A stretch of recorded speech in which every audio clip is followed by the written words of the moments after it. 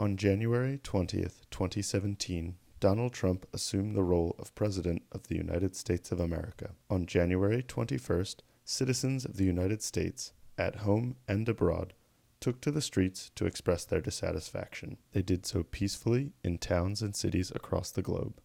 The marches were primarily a reaction to the election of Donald Trump, but the movement is part of a much larger dialogue. Women, people of color, and the trans population are kept in a marginal place, affording them less privilege than their cis-white male counterparts. This was an intersectional march. Whatever your thoughts on abortion, marriage, and trans rights, women still only make 70 cents on the dollar for every dollar a man makes. This figure is even lower for women of color. This march was also about the environment.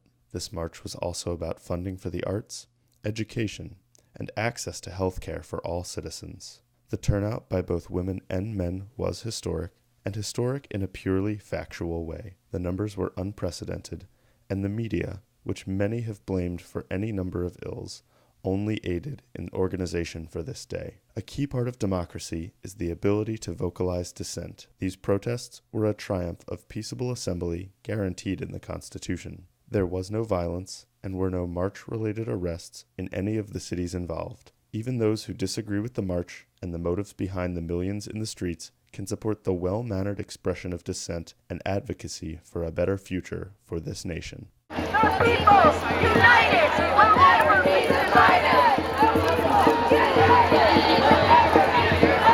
Hey, hey, ho, ho, Donald Trump has got to go. Hey, hey, ho, ho, Donald Trump has got to go.